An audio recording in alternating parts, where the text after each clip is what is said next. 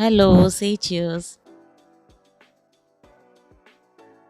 ഇന്നൊരു സ്റ്റാർട്ടറാണ് ഉണ്ടാക്കുന്നത്. ഇന്ന് പനീർ ടിക്ക എങ്ങനെ ഉണ്ടാക്കുന്നതെന്ന് നമുക്ക് കാണാം. ആദ്യം ഒരു പാനിൽ 2 ടേബിൾ സ്പൂൺ കടലമാവ് ഇട്ടിട്ട് ചെറുതായിട്ടൊന്ന് വറുത്തിട്ട് മാറ്റി വയ്ക്കൂ.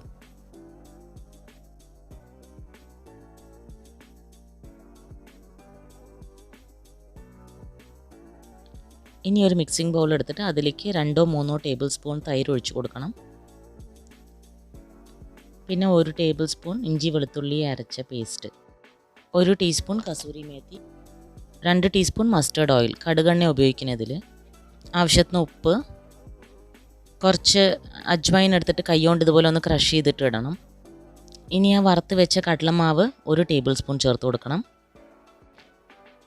പിന്നെ 1 ടീസ്പൂൺ മുളക് പൊടി, 1/4 ടീസ്പൂൺ മഞ്ഞൾപ്പൊടി, ഇതെല്ലാം കൂടി നന്നായിട്ടൊന്ന് മിക്സ് ചെയ്തെടുക്കണം. കൈയോണ്ട് വേണമെങ്കിൽ കുഴക്കാട്ടുള്ളൂ. ഇതിലേക്ക് ഇനി നമ്മൾ ക്യാപ്സിക്കം ചതുരത്തിൽ മുറിച്ചത് ചേർത്ത് കൊടുക്കണം. ഉള്ളി ഇതുപോലെ വലുതായി മുറിച്ചത് ചേർത്ത് കൊടുക്കും. അതേപോലെ തക്കാളിയും ഇതുപോലെ മുറിച്ചത് ചേർത്ത് കൊടുക്കണം. ഉള്ളിലത്തെ ഇതൊക്കെ പൾപ്പെല്ലാം എടുത്ത് മാറ്റി കളയാനായിട്ടുള്ളൂ. കുറച്ച് ഹാർഡായിട്ടുള്ള തക്കാളി വേണം ചേർക്കാൻ. എന്നിട്ട് എല്ലാം കൂടി മിക്സ് ചെയ്യുക. പിന്നെ ആവശ്യത്തിനനുസരിച്ച് പനീർ ഇതുപോലെ ചെറിയ കഷ്ണങ്ങളായിട്ട് മുറിച്ചെടുക്കണം. പനീർ ഒരുപാട് വലിയ കഷ്ണം ആക്കണ്ട. അപ്പോൾ ആ മസാലയിൽ പുരട്ടുമ്പോലെ അതിലങ്ങോട്ട് നേരെ പിടിക്കില്ല മസാല. ഇതുപോലെ പതുക്കെ കൈകൊണ്ട് ഇളക്കി മസാല പിടിപ്പിച്ച് കൊടുക്കണം. പനീറിൻ്റെ കഷ്ണങ്ങൾ ഒരുപാട് വലുതായാൽ നമ്മൾ ഇതുപോലെ മസാല പുരട്ടുമ്പോൾ അത് പൊട്ടിപ്പോവും. ഉപ്പ് പോരാന്നുണ്ടെങ്കിൽ അതൊന്ന് ചെക്ക് ചെയ്തിട്ട് വേണമെങ്കിൽ കുറച്ച് ഉപ്പ് ചേർത്ത് കൊടുക്കുക. അതുപോലെ കട്ടി തൈര് വേണം നമ്മൾ എടുക്കാൻ. ഈ മസാല ലൂസായിട്ടുണ്ടെന്ന് തോന്നുകയാണെങ്കിൽ നമ്മൾ കടലമാവ് വറുത്ത് വെച്ചിട്ടുണ്ടായിരുന്നുവല്ലോ, അത് കുറച്ച് ചേർത്ത് കൊടുത്തോളൂ. ഇനി ഇതിനെ ഓരോന്നായിട്ട് സ്ക്യൂവേഴ്സിൽ പിടിപ്പിച്ചെടുക്കണം. ഈ കോലിലിങ്ങനെ പിടിപ്പിക്കുമ്പോൾ നമ്മൾ ആദ്യം പച്ചക്കറി ഏതെങ്കിലും വെച്ചിട്ട് പിന്നെ പനീർ നടുക്ക് വെക്കുന്നതാണ് കുറച്ചുകൂടെ നല്ലത്. ആ പനീരിനൊരു ഗ്രിപ്പ് കിട്ടാൻ വേണ്ടിയിട്ടേ അപ്പുറം ഇപ്പുറം പച്ചക്കറി വെക്കുന്നതാണ് നല്ലത്.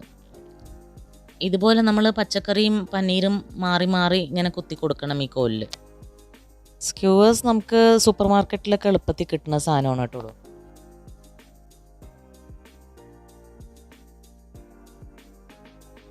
ഇനി ഒരു ഗ്രിൽ പാൻ എടുത്തിട്ട് അതിൽ കുറച്ച് കടുകെണ്ണ ചേർത്ത് കൊടുക്കണം, മസ്റ്റേർഡ് ഓയിൽ. ഇത് മസ്റ്റേർഡ് ഓയിൽ ഉണ്ടാക്കുമ്പോഴാണ് കുറച്ചുകൂടെ സ്വാദ് ഉണ്ടാകുക. ഇനി എണ്ണ നല്ലോണം ഒന്ന് ചൂടാവണം, കുറച്ച് സ്മോക്കി ആവണം. അപ്പോൾ അതിൻ്റെ ഒരു ഫ്ലേവർ ശരിക്കും അതിലേക്ക് വരിക, ആ പനീരിലേക്കൊക്കെ വരിക. കുറച്ച് ബട്ടറും ചേർത്ത് കൊടുക്കുന്നുണ്ട് ഞാൻ. എന്നിട്ട് ഒന്ന് നന്നായി ചൂടായിട്ടൊരു പുക വരില്ലേ, അപ്പോൾ ആ പനീരിനെ നമ്മൾ ഇതിലേക്ക് ഇട്ട് കൊടുക്കണം. എന്നിട്ട് ഗ്യാസ് ഒരു മീഡിയം ആക്കണം കേട്ടുള്ളൂ, അല്ലെങ്കിൽ അത് കരിഞ്ഞു പോകും. ഇതുപോലെ നമ്മൾ പനീരിൻ്റെ ആ കോലിൽ കുത്തിയത് ഇങ്ങനെ വെച്ച് കൊടുക്കണം.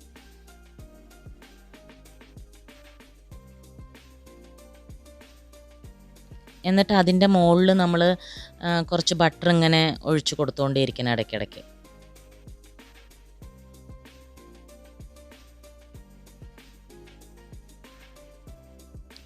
ഇടയ്ക്കിടയ്ക്ക് നമ്മളിതൊന്ന് തിരിച്ചു കൊടുക്കണം. അപ്പോഴാണ് ഈ പനീരും പച്ചക്കറിയൊക്കെ 4 പുറവും വെന്ത് കിട്ടുക. ഗ്രിൽ പാൻ ഇല്ലെങ്കിൽ നമുക്കിത് ദോശക്കല്ല് ഉണ്ടാക്കാൻ പറ്റും.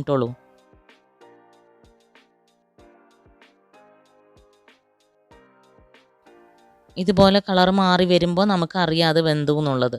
ഇടയ്ക്കിടയ്ക്ക് എണ്ണയും ബട്ടറും ഒഴിച്ചു കൊടുത്താൽ മതി. ഈ മസ്റ്റേർഡ് ഓയിൽ ഉപയോഗിക്കുമ്പോഴാണ് അതിന് കുറച്ചുകൂടെ ഒരു സ്വാദ് വരുന്നിട്ടുള്ളൂ. അതുകൊണ്ട് ആകുന്നതും ഇത് മസ്റ്റേർഡ് ഓയിലിൽ ഉണ്ടാക്കാൻ നോക്കും.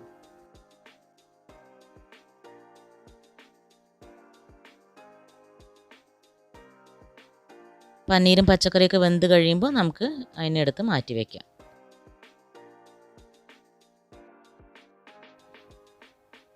ഇതുപോലെ മുഴുവൻ ഉണ്ടാക്കിയെടുക്കുക.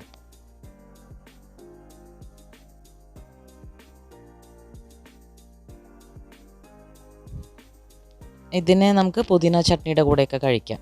ധനിയ പുതിന ചട്നി വെറുതെ കഴിക്കാനും നന്നായിരിക്കും. വേണമെങ്കിൽ അതിൻ്റെ മുകളിൽ കുറച്ച് നാരങ്ങ പിഴിഞ്ഞ് ഒഴിക്കുകയും ചെയ്യാം. ഇനി ഒരു എക്സ്ട്രാ ടേസ്റ്റ് വേണമെങ്കിൽ കുറച്ച് കസൂരി മേത്തി കയ്യിലെടുത്ത് ക്രഷ് ചെയ്തിട്ട് ഇതിൻ്റെ മുകളിലൊന്ന് സ്പ്രിങ്കിൾ ചെയ്ത് കൊടുത്തോളൂ. ഇഷ്ടമായ ഇതെല്ലാവരും ഉണ്ടാക്കി നോക്കൂട്ടോളൂ.